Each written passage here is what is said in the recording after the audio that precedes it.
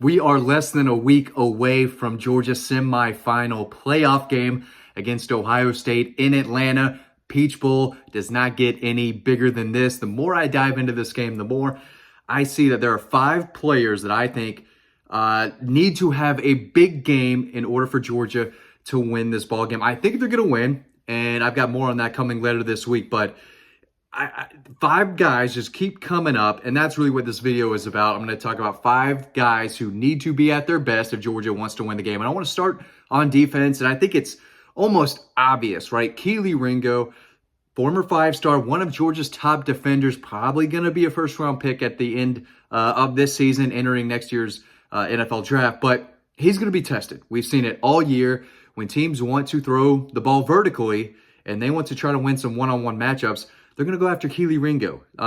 Sometimes they're successful, sometimes not so successful. So kind of hit or miss right there. He'll occasionally, get a little grabby, get a little hold, here and there. And, he's a candidate for a flag or a pass interference every once in a while. But we've also seen him get beat vertically, not by a lot. I mean, he's right there and, he makes the contested play on the ball, but there have been times where, teams have been successful throwing the ball vertically against Kelee Ringo. If he's lined up against Marvin Harrison Jr., there's going to be an absolute battle on that side of the ball. I expect them to throw Harrison Jr.'s way early and often in this game. I think he's an easy NFL guy, one of the more talented players overall in this ball game. And if he's matched up one-on-one with Kelee Ringo, I expect C.J. Stroud to look his way often. If Kelee Ringo can come out and play the way he did against Alabama last year, against Tennessee earlier this year, and be a lockdown type of guy who can play on an island and shut down the opposing team's best receiver, they're going to win the game. And if you're Georgia, you have to stop the vertical passing attack. Again, we've only seen a handful of times where, a team is successful on that type of play and pushing the ball vertically. Ohio State has to do that if they want to win the game, because you're not going to nickel and dime Georgia down the field consistently enough to, again, put enough points on the board to match Georgia's offense, which I think is going to have a nice little day in Atlanta. So they're going to come after Kelee Ringo. If he is on his game, playing his A game at his best, it's going to be really hard for Ohio State to get a lot of, big plays down the field if they're thrown against him. So if he has a big game, I think Georgia has a great chance of winning. Next to him, another guy in the secondary I have my eye on, Malachi Starks. So we know what Chris Smith does. He's the leader of this team. Dude's an All-American. I think Malachi Starks is going to, play a pivotal role like Kelee Ringo in stopping that vertical passing game. We've seen him make plays down the field. The one against Oregon stands out where he covers a lot of ground, makes a big-time play on the ball. But he, I think, is going to be in a position where he's going to have to make a lot of open field tackles. Shallow crossing routes, trying to get guys open and create separation, earlier so they can make, big plays after the catch. So he's going to be in a position where he's got to attack the football, get after the ball carrier, cover a lot of ground, and then make a tackle in the open field in one-on-one situations. He has the talent to do it. I think he's going to be tested just like Kelee Ringo is in the passing game. So he has to do a lot, just like Christopher Smith.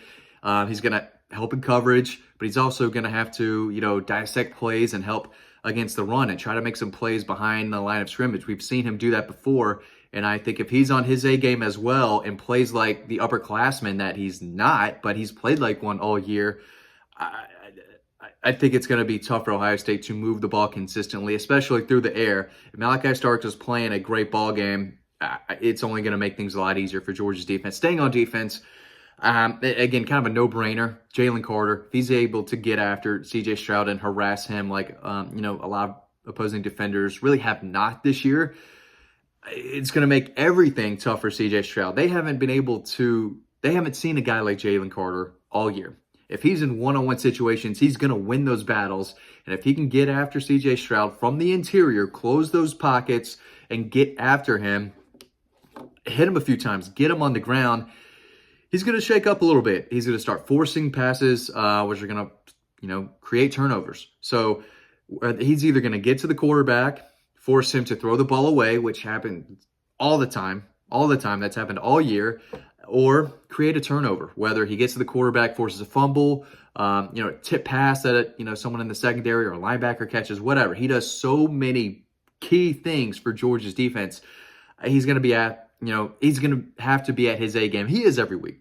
If Jalen Carter is healthy, he's one of the best players in college football, and I think he is going to be incredibly tough to tackle in this ball game. If he plays just the way we've seen him play all year, I expect him to have a big game. And if he has a big game and he's in C.J. Stroud's face consistently, he's going to make some bad throws. He's going to turn the ball over, and him doing his job makes it easier for the guys around him. It makes it easier for Small Munden and Jamon Dumas-Johnson to roam around and make plays. It makes it easier for Nazir Stackhouse, Zion Logue, other guys on the interior. So it starts with Jalen Carter up front, Kelee Ringo in the secondary. Georgia's best defenders outside of Christopher Smith, I think he is going to be consistently excellent in this ball game, like he always is.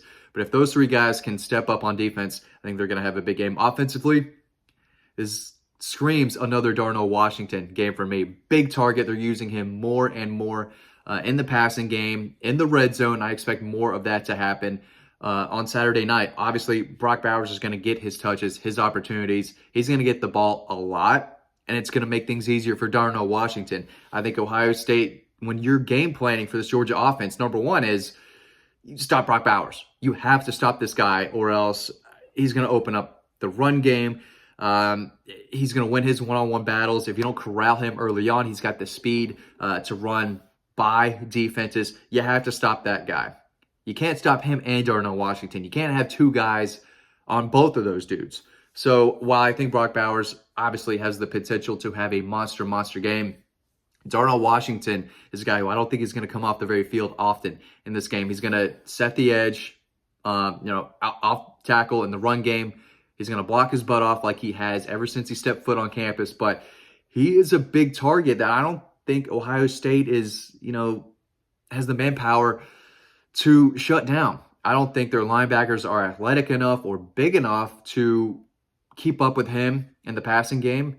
And I don't think they're getting off a block of his either. The defensive backs, they're not, nearly his size. So when he has the ball and he's rumbling, he's got some open space, Darnell Washington is going to run through those guys or jump over them, whatever he wants to do. He's Darnell Washington. He's going to do whatever he's got to do. And he's playing better and better, especially now that he's more of a focal point in the passing game. I think they're going to get the ball to him often in the red zone, like I've been screaming about for 3 years.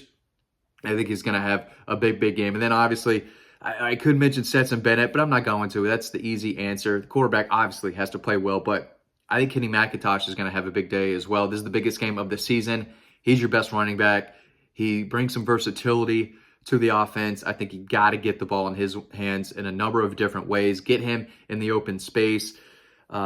He's a weapon, and he can do a lot of things for you. Swiss Army knife type of deal. I'm not calling him James Cook, but he has that ability to make a lot of plays in the passing game. Maybe not as many as James Cook did, but I think he's the guy who's going to get the most opportunities out of the backfield, the most carries, the most touches. At the end of the day, we're going to look back and say, wow, Kelee McIntosh had a really nice day if they go on to win. So you've got to run the ball on Ohio State. I think they're going to have that capability to. I think they want to wear them down as the game moves along, especially in the second half. If they have the lead, you're going to see a lot of Kelee McIntosh, a lot of Dejan Edwards, some Kendall Milton. If they, you can't fumble the ball. You can't fumble the ball, though, but when he is rocking and rolling, and we saw that a little bit against LSU, Kendall Milton was a high 4-star for a reason. He is a tackle-breaking guy with decent speed for someone 220 pounds. But Kelee McIntosh, I think, is the guy that they want to get involved early and often. I think he's going to have a big game. If he does, Georgia's going to score a lot of points. So defensively, Kelee Ringo is going to have to be sound and dependable against the vertical passing game. Malachi Starks got to make some tackles in the open field and make a play on the ball when, he's in the position to. I think he's got that capability. Jalen Carter, just do your thing. I know you're watching this, big guy. Do your thing. You're going to win your one-on-one battles. Get after the quarterback. C.J. Stroud hasn't seen anyone like Jalen Carter. He hasn't seen a defensive line like this. They're going to get after him, and you put him on the ground a few times, and I think he's going to start thinking, okay, what else do I have to do? I don't like this at all. It's hard to move the ball on these guys. So it starts defensively. Have to slow down Ohio State. Have to get stops. I don't know what the over-under is right now, but the team who gets the most stops is going to win this game. I think that's going to be Georgia. And again, Feed Kenny McIntosh, one of your best players on offense. Feed Darnell Washington, just a big, big target all over the field, especially in the red zone. Those are 5 guys who I'm going to have my eye on, and I think need to have a big game if they're going to secure this big semifinal game. Guys, we've got a lot of coverage coming from Atlanta. We're going to be down there. Stay tuned to Dog Post for everything Peach Bowl related. We've got you covered. Thanks for watching this video. As always, stay tuned to the next one coming up right now, and I will see you over on Dog Post.